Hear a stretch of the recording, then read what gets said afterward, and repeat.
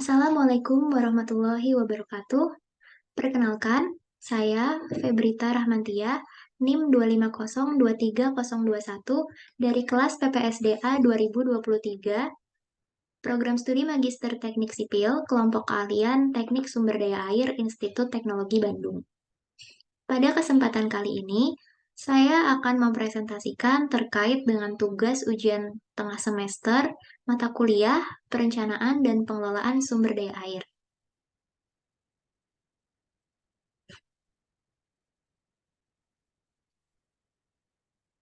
Dalam hal ini, saya akan mengambil studi kasus daerah aliran Sungai Cimanuk yang terletak di Provinsi Jawa Barat.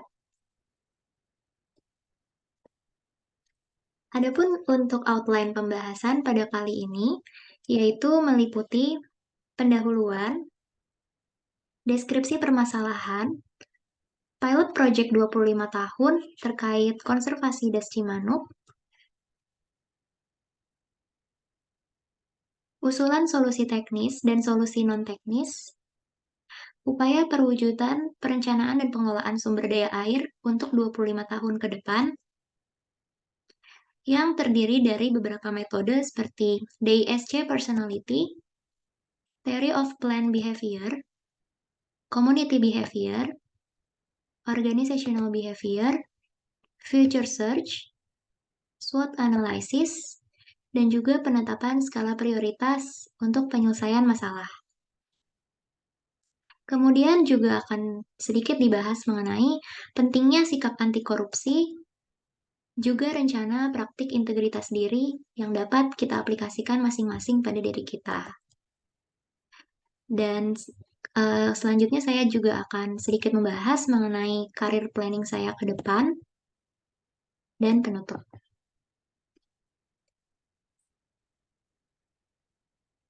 Daerah aliran Sungai Cimanuk terletak di dalam wilayah Sungai Cimanuk Cisanggarung. Daerah aliran sungai ini dikelola oleh Kementerian Pekerjaan Umum dan Perumahan Rakyat melalui Balai Besar Wilayah Sungai atau BBWS Cimanuk Cisanggarung. Daerah aliran sungai ini meliputi Kabupaten Garut, Kota Garut, Kabupaten Sumedang, Majalengka, Kabupaten Indramayu, dan Kabupaten Cirebon. Sungai Cimanuk membelah sejumlah daerah, antara lain Kota Garut, Jatibarang, dan Indramayu. Luas daerah aliran sungai ini mencapai 3.584 km persegi dengan panjang total aliran sungai utama mencapai 180 km. Hulu sungai ini berada di Pegunungan Mandalagiri, Puncak Gede, di Desa Simpang, Kecamatan Cikajang, Kabupaten Garut. Selanjutnya, permasalahan yang ada pada daerah aliran Sungai Cimanuk saat ini.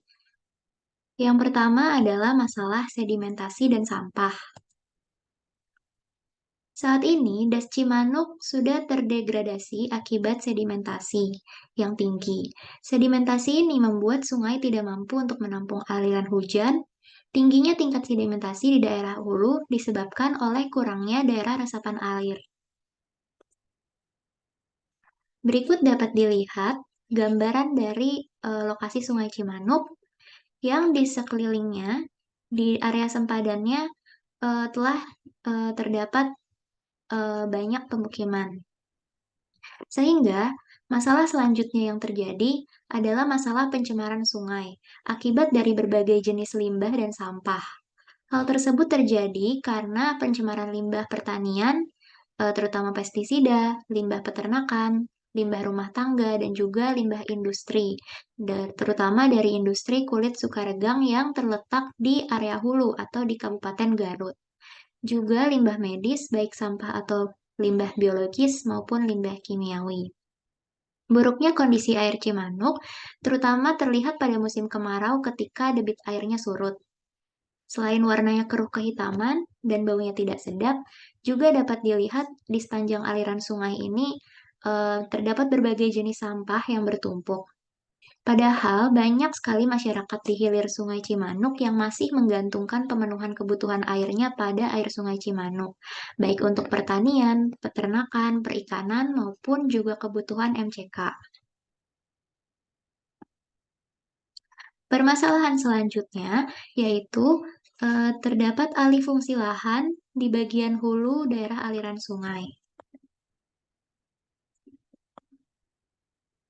Berdasarkan dokumen Pola PSDA atau Perencanaan Sumber Daya Air, penggunaan lahan di Das Cimanuk sebagian besar didominasi oleh lahan pertanian yang mencakup kawasan seluas 2.736 km persegi atau sekitar 66% dari luas total Das Cimanuk, yang terdiri dari luas persawahan, perkebunan, dan ladang.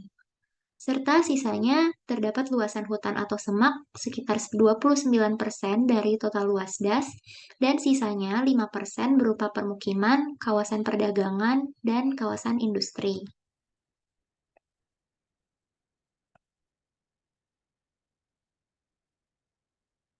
Juga pada Das Cimanuk, dengan luasan total 3.584 km persegi, terdapat lahan kritis hampir sekitar 30% atau 31% dari luas total Das Cimanuk, yaitu sebesar 110.000 hektar. Kondisi ini terutama terjadi pada bagian hulu sungai, yaitu di Kabupaten Garut. Kemudian daerah tangkapan air dari Waduk Jati Gede, yang letaknya juga di area hulu. Berada di wilayah Kabupaten Garut, daerah tangkapan dari waduk ini luasannya sekitar 1.460 km persegi dengan luasan lahan kritis 40.876 hektar atau sekitar 28% dari luas daerah tangkapan waduk.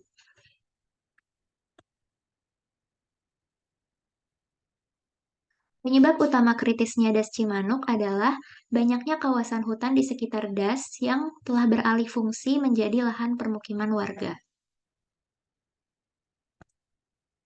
Oleh karena itu, dapat diusulkan pilot project 25 tahun untuk mengatasi permasalahan yang terjadi pada Das Cimanuk, yaitu berupa konservasi Das Cimanuk. Dan berikut ini merupakan rencana pilot project konservasi Das Cimanuk yang diusulkan. Terdiri dari beberapa tahapan seperti studi dan analisis kondisi, perumusan kebijakan dan perencanaan teknis, pekerjaan detail konstruksi, serta penegakan hukum dan pemeliharaan.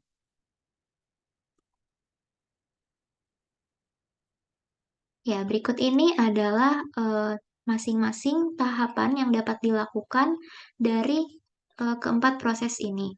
Yang pertama, untuk studi dan analisis kondisi, dapat dilakukan tahapan-tahapan yang terdiri dari survei lokasi dan pemetaan kondisi existing, studi terhadap peraturan dan kebijakan yang sudah ada, dan mengumpulkan data dan analisis kondisi. Estimasi jangka waktu yang dapat dilakukan untuk tahapan ini diestimasi selama 2 tahun.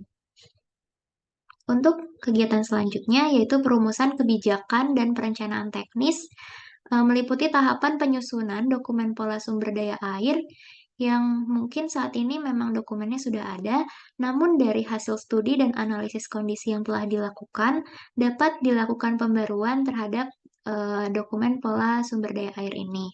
Selanjutnya juga dapat dilakukan sosialisasi rencana teknis terhadap berbagai pihak yang terlibat, dimulai dari masyarakat setempat, pemerintah daerah, hingga pemerintah pusat. Dan selanjutnya juga dilakukan perencanaan secara struktural maupun non-struktural. Estimasi jangka waktu yang diusulkan adalah selama 3 tahun. Kemudian selanjutnya adalah pekerjaan detail konstruksi. Tahapan yang dilakukan yaitu konstruksi bangunan-bangunan atau infrastruktur yang dapat mendukung agar Das Cimanuk tidak terjadi banjir. Seperti konstruksi bangunan pencegah sedimentasi, ini juga diperlukan karena tadi dari permasalahan yang terjadi di Das Cimanuk juga terdapat sedimentasi pada sungai. Kemudian meningkatkan kapasitas retensi sepanjang alur sempadan sungai dengan melakukan normalisasi sempadan sungai yang rusak. Selanjutnya, dilakukan rehabilitasi dan perlindungan hutan serta reboisasi, terutama pada area hulu yang sudah menjadi lahan kritis. Kemudian, pemanfaatan lahan sesuai dengan kaidah konservasi dan jenis tanah, pengendalian pengawasan pembuangan limbah industri, serta konstruksi instalasi pengolahan air limbah atau IPAL. Selanjutnya, untuk penegakan hukum dan pemeliharaan, dilakukan tahapan-tahapan seperti pembentukan gerakan atau organisasi kemasyarakatan setempat untuk pengelolaan DAS, melakukan kegiatan pemeliharaan terhadap bangunan struktural secara berkala, menetapkan kebijakan tertulis, berupa sosialisasi juga kepada masyarakat, serta penetapan sanksi apabila terdapat pelanggaran terhadap kebijakan yang telah direncanakan. Jangka waktu untuk kegiatan ini diestimasi selama 10 tahun. Kemudian, dari program-program dan dari tahapan yang telah di breakdown tadi, juga diusulkan solusi teknis dan solusi non-teknis untuk mengatasi permasalahan dari DAS Cimanuk. Pengelolaan SDA melibatkan berbagai stakeholder seperti pemerintah pusat, kementerian, pemerintah daerah, juga dinas SDA setempat, komunitas pengelolaan SDA, dan juga masyarakat. Beberapa solusi teknis dan solusi non-teknis dapat diberikan sesuai yang terlihat pada tabel ini. Untuk solusi teknis, dilakukan kegiatan-kegiatan konstruksi, bangunan, dan eh, pemeliharaan. Kemudian untuk yang non-teknisnya, dilakukan kegiatan pengawasan, sosialisasi, dan penetapan kebijakan. Nah, untuk mewujudkan hubungan antar stakeholder, dapat dilakukan beberapa hal seperti mengadakan sosialisasi dan kolaborasi antar sesama stakeholder, mengadakan diskusi bersama dan berdialog secara langsung antara pemerintah dan masyarakat mengenai perumusan kebijakan pengelolaan SDA. Selanjutnya juga dapat dilakukan pelatihan bagi masyarakat untuk menunjang upaya pengelolaan SDA seperti pengelolaan sampah, reboisasi, dan lain-lain yang dapat dilakukan bersama-sama oleh masyarakat. Pembentukan organisasi masyarakat setempat yang berperan dalam melakukan kegiatan sosial atau misalnya kerja bakti untuk membersihkan area sekitar sempadan sungai. Serta dapat dilakukan juga pemantauan dari keberjalanan organisasi masyarakat yang telah dibentuk. Pemantauan ini dapat dilakukan oleh pemerintah setempat. Selanjutnya, upaya perwujudan perencanaan dan pengelolaan sumber daya air 25 tahun ke depan dapat dilakukan dengan menggunakan beberapa metode berikut, seperti DISC, Theory of Plant Behavior, Community Behavior, Organizational Behavior, Future Search, SWOT, dan juga penetapan skala prioritas. Yang pertama adalah DISC. DISC Personality merupakan suatu tes untuk meningkatkan produktivitas, kerja, tim, kepemimpinan, serta komunikasi. Tes ini biasanya dilakukan agar masing-masing pribadi itu menyadari akan dirinya sendiri, bagaimana cara berkomunikasi dengan orang lain, serta agar dapat lebih memahami perilaku-perilaku terkait dengan pekerjaan yang dilakukan. Secara umum, ada 4 komponen utama dalam DISC, yaitu dominance, influence, steadiness, dan juga compliance. Untuk pribadi dominan, yaitu cenderung mengutarakan hal-hal secara langsung dan memiliki pengaruh yang kuat untuk menentukan sesuatu. Sehingga tipe kepribadian ini dapat berperan sebagai pemimpin organisasi atau komunitas atau perusahaan yang mengontrol keberjalanan program kerja terkait dengan pengelolaan SDA.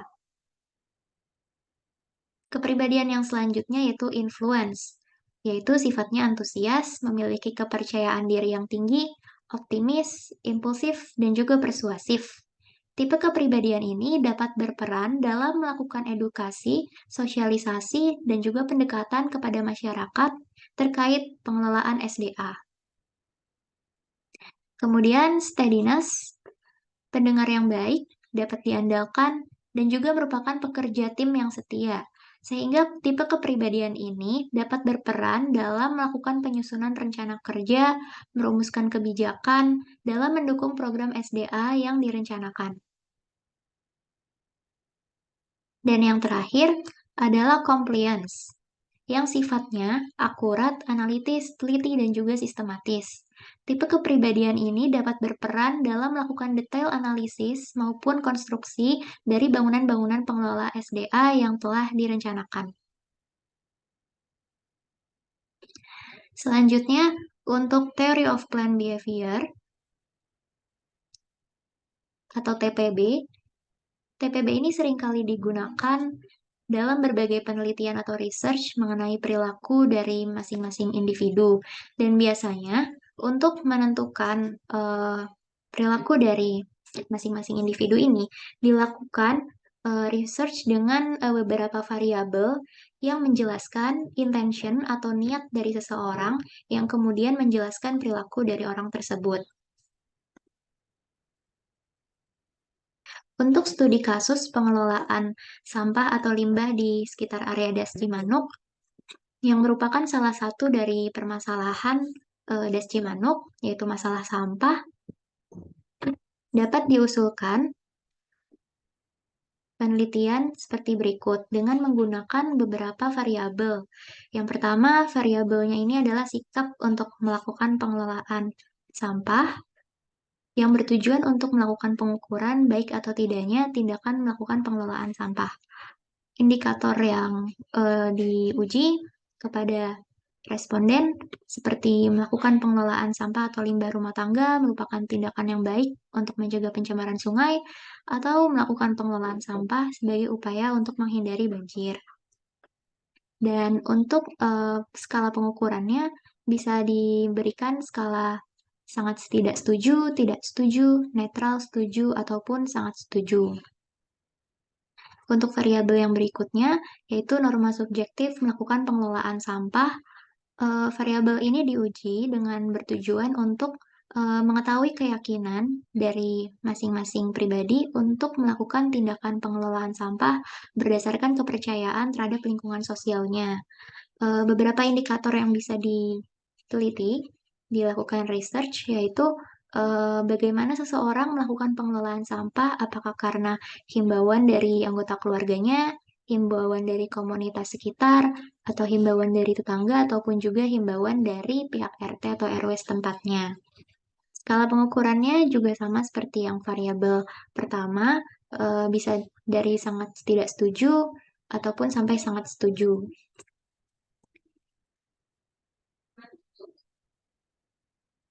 Selanjutnya untuk variabel yang ketiga yang dapat diujikan yaitu persepsi kontrol perilaku pengelolaan sampah yang bertujuan untuk mengetahui persepsi terhadap diri sendiri terkait dengan cara terbaik dalam melakukan pengelolaan sampah itu seperti apa.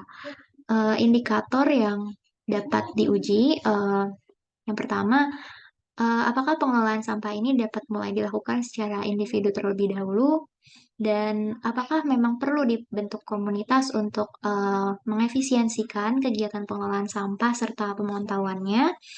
Kemudian, apakah memang melakukan pemilahan dan pengelompokan sampah itu merupakan langkah awal dalam pengelolaan sampah, serta apakah memang diperlukan tindakan 3R atau reuse, reduce, recycle sebagai upaya dalam pengelolaan sampah. Skala pengukuran yang diberikan juga sama, sangat tidak setuju, netral, setuju, ataupun sangat setuju. Kemudian untuk variabel yang selanjutnya yaitu niat untuk melakukan pengelolaan sampah. Nah, tujuannya untuk melihat kemauan dari dalam diri individu untuk pengelolaan sampah. Indikator-indikator yang diuji, yang pertama, apakah masyarakat itu tertarik untuk melakukan tindakan pengelolaan sampah ini secara rutin?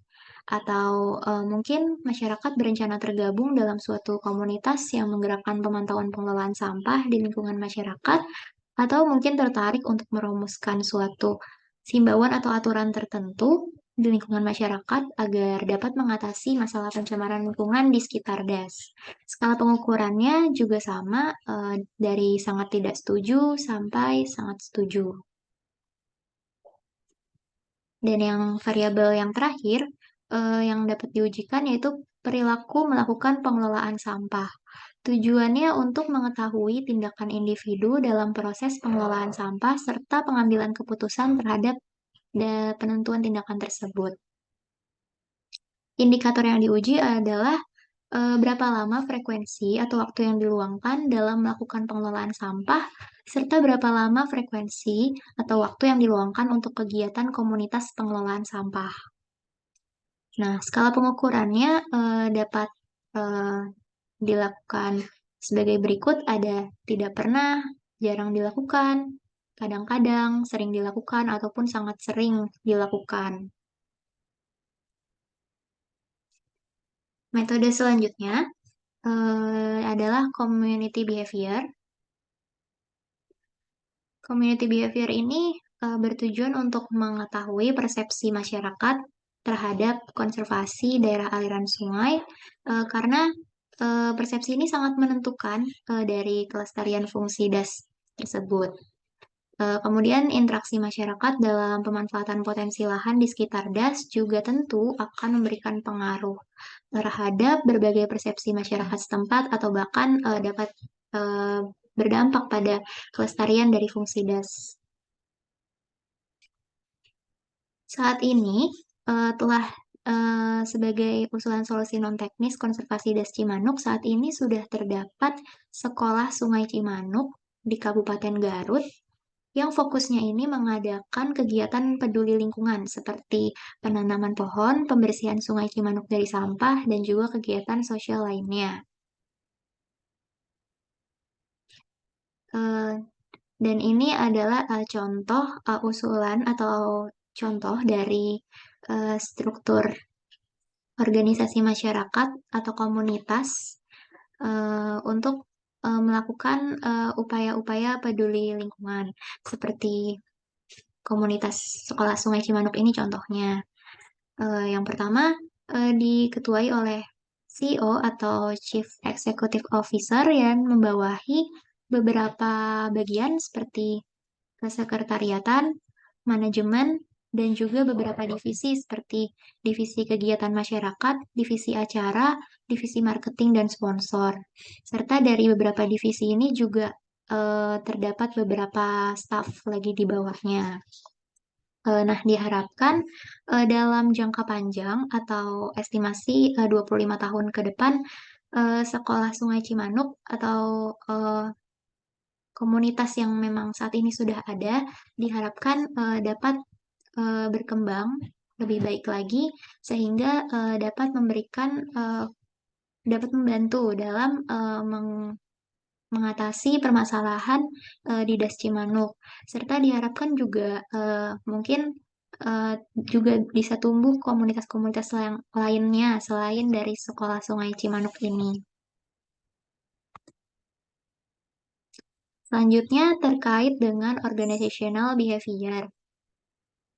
Organizational behavior atau OB adalah disiplin ilmu yang mempelajari tentang perilaku individu dan kelompok struktur organisasi dengan tujuan untuk meningkatkan kepuasan kerja dari anggota, produktivitas, dan juga efektivitas organisasi. Dan berikut ini adalah contoh dari struktur organisasi yang dapat dibentuk dalam upaya pengelolaan SDA dalam jangka panjang atau 25 tahun ke depan. Nah, dari struktur organisasi ini, masing-masing jabatan atau fungsi-fungsi ini memiliki perannya masing-masing. Diketuai oleh Kepala Dinas Pengelola SDA yang membawahi bidang kesekretariatan dan jabatan fungsional, juga membawahi beberapa bidang sesuai kebutuhan seperti ada bidang penatagunaan SDA, bidang perencanaan SDA, bidang pembangunan SDA, dan juga bidang operasi dan pemeliharaan SDA.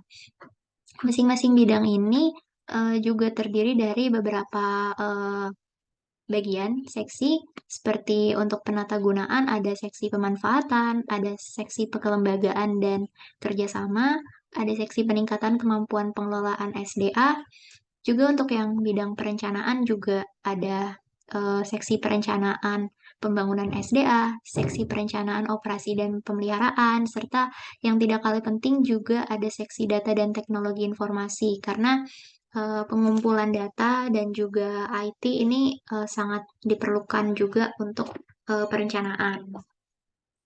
Kemudian untuk bidang pembangunan SDA juga membawahi beberapa bagian.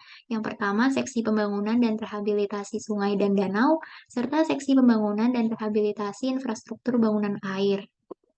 Dan untuk bidang operasi dan pemeliharaan SDA juga membawahi sesuai dengan bidang pembangunan, yaitu ada seksi operasi dan pemeliharaan untuk sungai dan danau, dan juga ada seksi operasi dan pemeliharaan untuk infrastruktur bangunan air.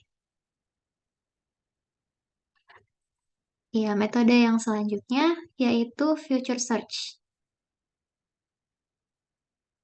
Future search ini merupakan suatu metode yang melibatkan partisipasi masyarakat.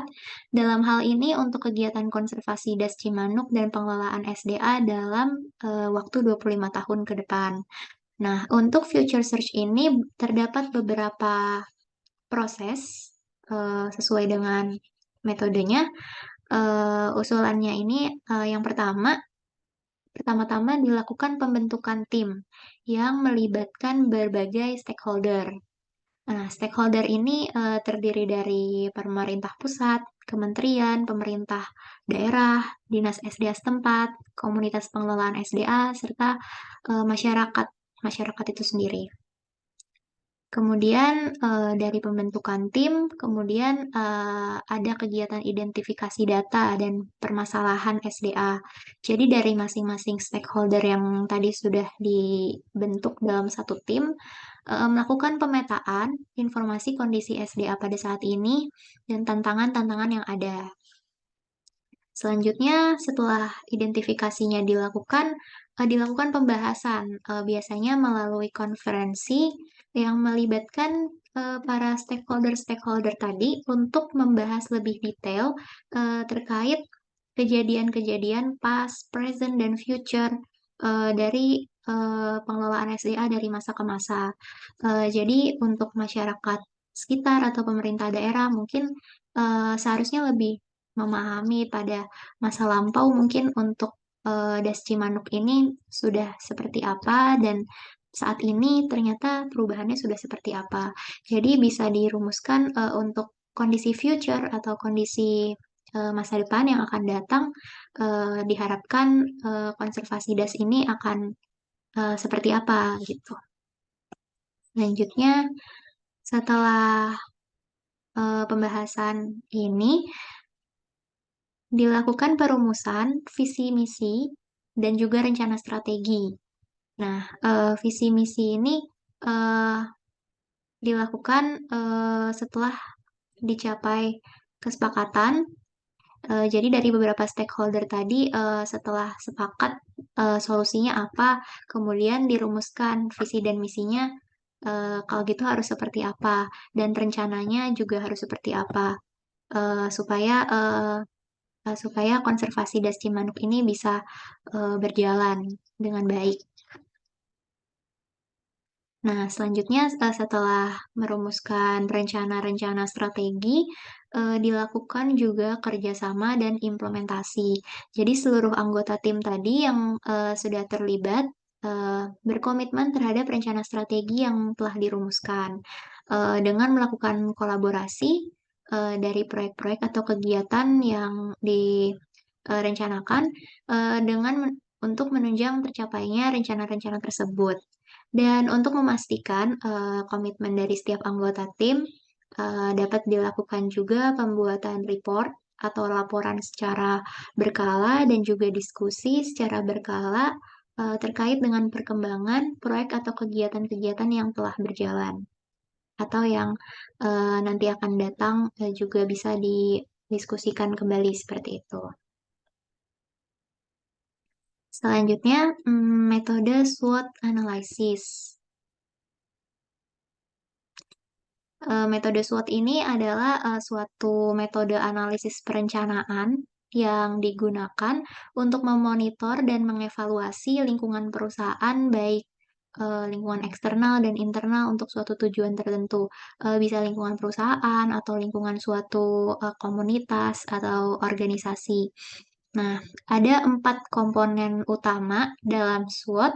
Yang pertama ada strength, kekuatan, itu sifatnya membantu untuk mencapai tujuan, membantu tapi dari dalam. Kemudian ada W atau weakness, itu sifatnya menghambat dari dalam. Dan ada O, opportunities atau peluang, itu sifatnya membantu tapi dari luar. Dan kemudian ada threats atau ancaman yang sifatnya menghambat dari luar. Untuk studi kasus konservasi des Cimanuk ini, dilakukan identifikasi SWOT masing-masing. Untuk S atau strange, itu eh, terdapat beberapa hal terkait dengan strange atau kekuatan dari eh, permasalahan ini. Yang pertamanya adalah sumber daya alam yang melimpah. Lalu potensi hidrologi atau curah hujan di area Das Cimanuk ini yang relatif tinggi.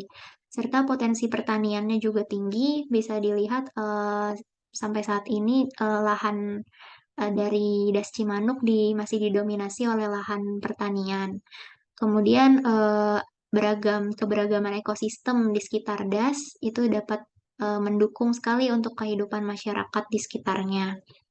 Kemudian untuk weakness-nya atau kelemahannya, yaitu kurangnya kesadaran masyarakat terhadap lingkungan sehingga terjadinya masalah pencemaran, masalah sampah, kemudian juga pertumbuhan penduduk yang semakin cepat dari eh, masa dulu sampai sekarang, pertumbuhannya ternyata semakin cepat sehingga meningkatnya kebutuhan air dan dapat mengancam keberlanjutan dari pengelolaan das.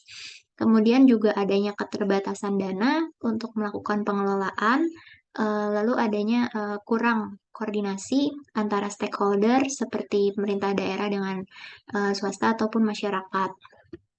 Kemudian untuk opportunities atau peluangnya, eh, yang pertama penyadaran masyarakat akan pentingnya konservasi atau pengelolaan das itu sendiri, dan pengembangan pariwisata berbasis alam, kemudian adanya kemitraan eh, mungkin dengan pihak swasta sebagai upaya pengembangan sumber daya manusia dan dana tadi, lalu adanya pengembangan teknologi, pengolahan dan pembangunan pengendali banjir serta sedimentasi. Dan untuk threats atau ancamannya, eh, ada beberapa aspek juga.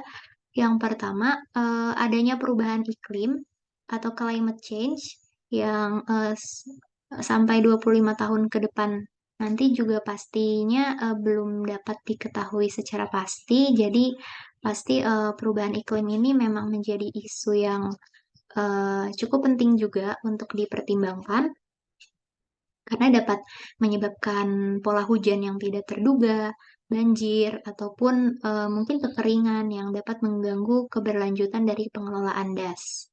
Kemudian juga ada masalah ancaman pencemaran lingkungan oleh aktivitas industri, pertanian, dan domestik. Kemudian ada perluasan lahan pertanian dan pembangunan infrastruktur. Mungkin dalam 25 tahun ke depan akan ada infrastruktur-infrastruktur baru ataupun kawasan-kawasan yang baru ataupun mungkin lahan pertanian yang baru yang semakin mendominasi dari das ini, area das ini. Kemudian ancaman terjadinya perubahan kebijakan pemerintah yang mungkin sifatnya tidak akomodatif.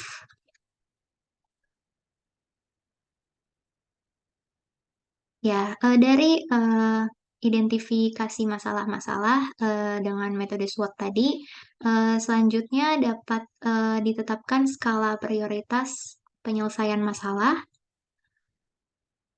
Ya, dari tabel berikut, terdapat beberapa hasil identifikasi permasalahan, dan dengan bobot scoringnya masing-masing terkait dengan urgensi, relevansi, sumber daya manusia, dan juga kekuatan timnya, masing-masing diberikan bobot dari 1 sampai 5, dan skor yang terbanyak ini eh, akan menempati ranking yang paling awal seperti itu. Jadi skornya semakin banyak skornya, yang paling maksimum, maka itulah yang memang harus diprioritaskan lebih dahulu untuk eh, diselesaikan.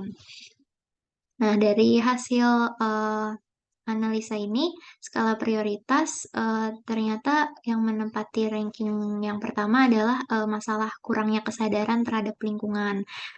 Karena dari simulasi pembobotan ini eh, ternyata memang masalah-masalah eh, lahan kritis dan lain sebagainya, mungkin memang penyebab utamanya adalah kurangnya kesadaran dari masyarakat sekitar terhadap lingkungan.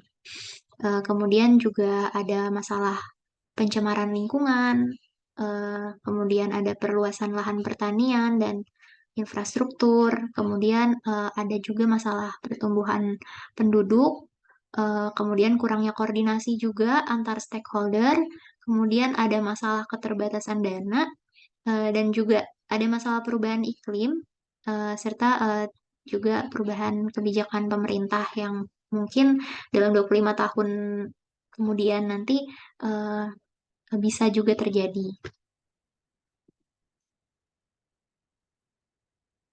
Selanjutnya, dari metode-metode yang tadi telah dijelaskan dan juga analisanya, eh, tidak kalah penting juga kita sebagai individu dan masyarakat penting sekali untuk menerapkan sikap anti korupsi. Nah, terdapat nilai-nilai anti korupsi yang aspek intinya itu ada tiga, yaitu inti, sikap, dan etos kerja. Nah, mengapa sih kita harus mempelajari nilai-nilai anti korupsi di samping kita mempelajari hal-hal teknis dan juga analisa seperti itu? Nah, karena tidak dapat dipungkiri bahwa korupsi ini bisa terjadi, dan melalui pembiasaan dan pengembangan nilai-nilai anti korupsi dengan kita mempelajari itu dapat menjadi kontrol tersendiri buat kita. Jadi kita bisa mengendalikan diri kita terhadap pengaruh dari lingkungan. Jika terjadi pengaruh buruk, kita punya nilai-nilai pegangan untuk mengendalikan diri kita sendiri dari hal-hal yang kurang baik. Nah, beberapa aspeknya eh, bisa dilihat pada bagian ini. Ada beberapa sikap-sikap yang memang harus dikembangkan dari masing-masing individu, baik dari mahasiswa, masyarakat, praktisi, dan juga maupun pemerintahan sendiri. eh, dan juga akademisi. Jadi memang penting sekali untuk mengembangkan eh, nilai-nilai anti korupsi ini dan mempelajari agar bisa menjadi bentuk pengendalian diri bagi diri kita.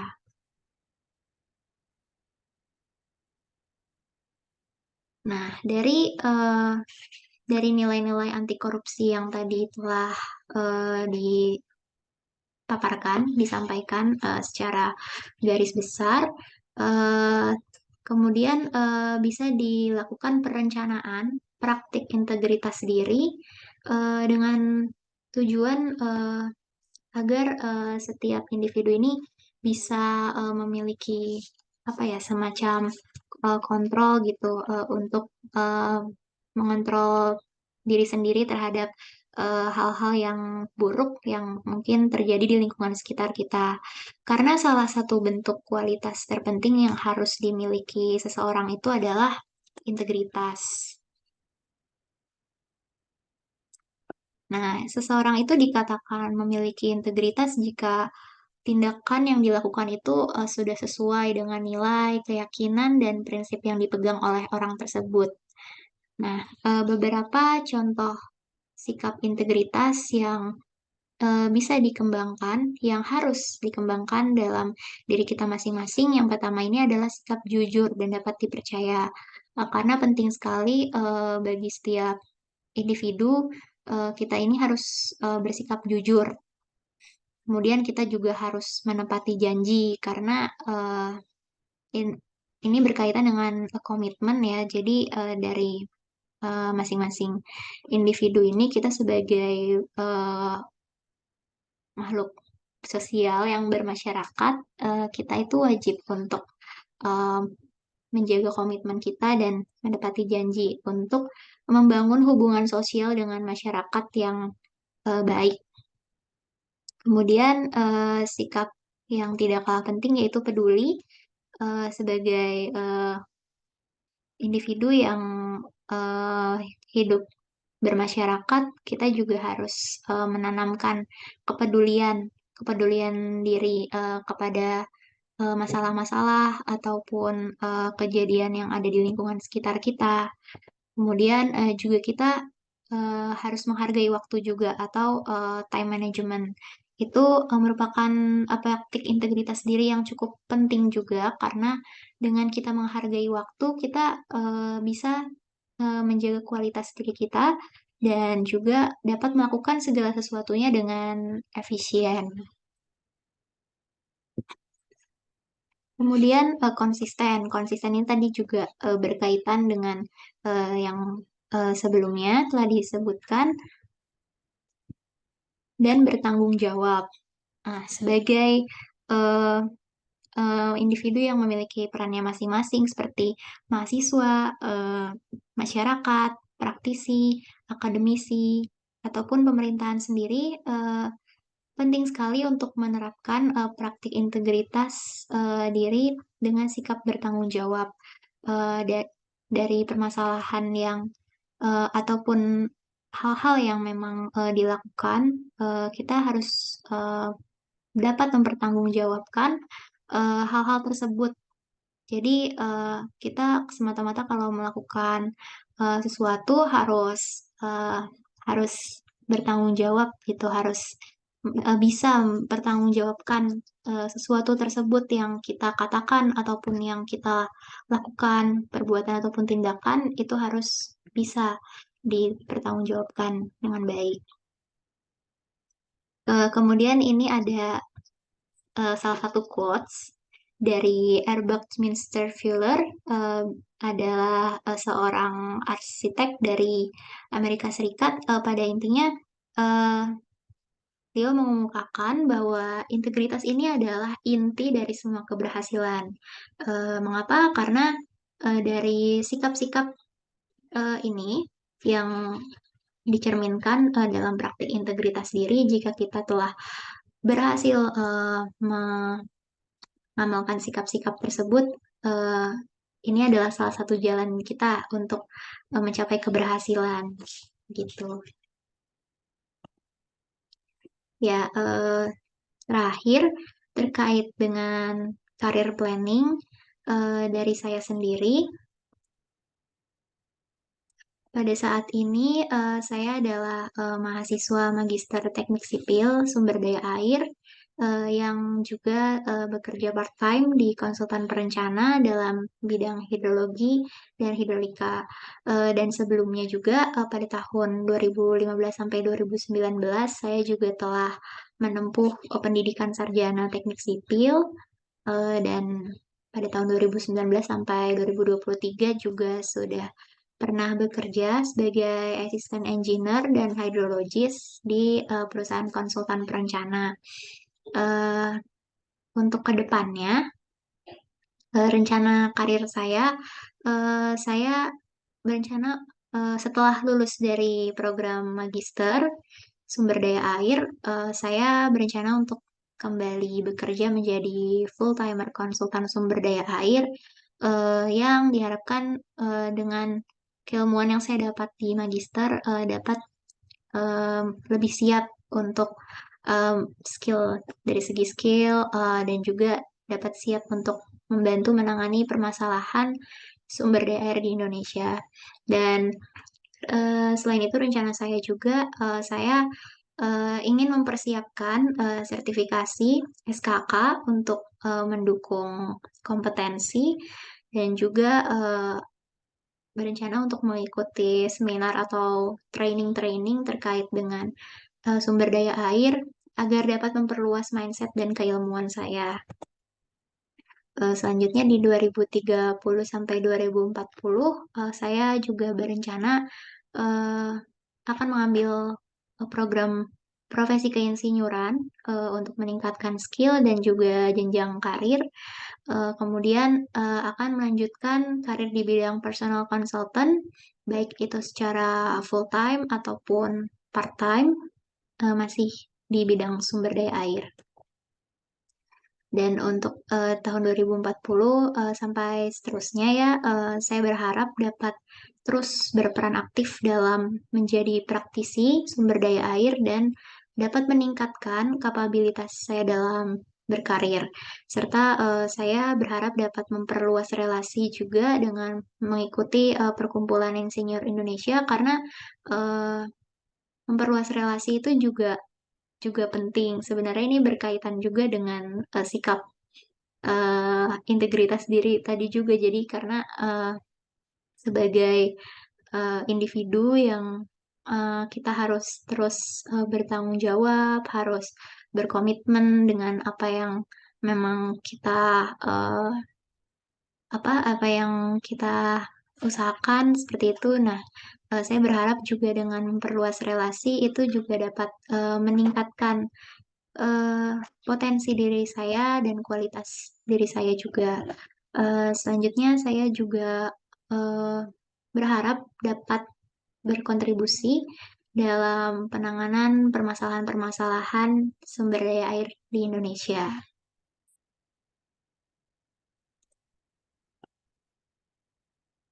Eh, ya, untuk paparan yang sudah saya eh, jelaskan pada presentasi ini, kita dapat mengambil hikmah bahwa permasalahan sumber daya air di Indonesia, perencanaan dan pengelolaan sumber daya air sampai saat ini di Indonesia mungkin memang masih jauh dari kata maksimal karena memang Indonesia ini adalah negara yang berkembang dan mungkin penanganan dari permasalahan-permasalahannya juga masih masih ada beberapa faktor yang menyebabkan belum terselesaikan secara menyeluruh seperti itu. Seperti yang dibahas pada paparan kali ini mengenai permasalahan Das Cimanuk. Tapi juga masih banyak lagi permasalahan sumber daya air, mungkin tidak hanya das, mungkin ada permasalahan bendungan, ada yang lain-lainnya juga, drainase dan sebagainya. Jadi memang permasalahan sumber daya air di Indonesia ini kalau kita eksplor lebih lanjut, eh, memang masih banyak yang memang harus diselesaikan ke depannya dan tidak dalam jangka waktu yang pendek, pasti membutuhkan jangka waktu yang lama dan membutuhkan constraint-constraint juga. Ada eh, ada hambatan-hambatannya juga, ada eh, harus apa yang harus dilakukan, mungkin banyak keterbatasan, tapi eh, terus bertahap seperti itu untuk diselesaikan. Nah, sebagai masyarakat Indonesia, tentunya kita berharap agar permasalahan eh, perencanaan pengelolaan sumber daya air atau PPSDA di Indonesia dapat dapat terselesaikan secara maksimal pada masa-masa yang akan datang.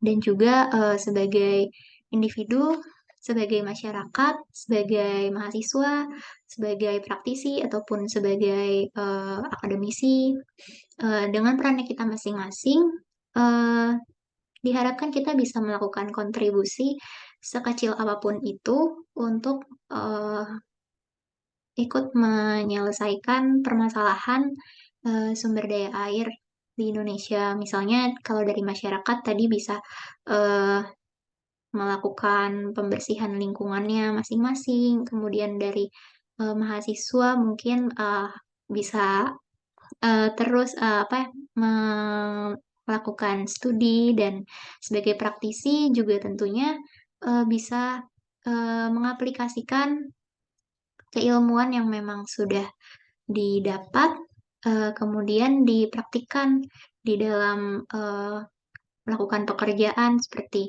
melakukan analisis ataupun eh, konstruksi ataupun metode-metode konstruksi ataupun yang lainnya eh, agar eh, permasalahan sumber daya air di Indonesia ini bisa terselesaikan dengan menyeluruh. Dan saya berharap juga ke depannya eh, dari masyarakat dan juga dari stakeholder-stakeholder dan semuanya juga terus serta mendoakan atas keberjalanan dari eh, proyek-proyek sumber daya air yang saat ini mungkin sedang berjalan ataupun yang masih direncanakan. Semoga ke depannya bisa terus lancar dan ke depannya juga tidak ada hambatan-hambatan yang signifikan sehingga bisa terselesaikan masalahnya dengan baik. Sekian paparan presentasi tugas ujian tengah semester mata kuliah perencanaan dan pengelolaan sumber daya air dari saya. Kurang lebihnya mohon maaf. Wassalamualaikum warahmatullahi wabarakatuh. Terima kasih.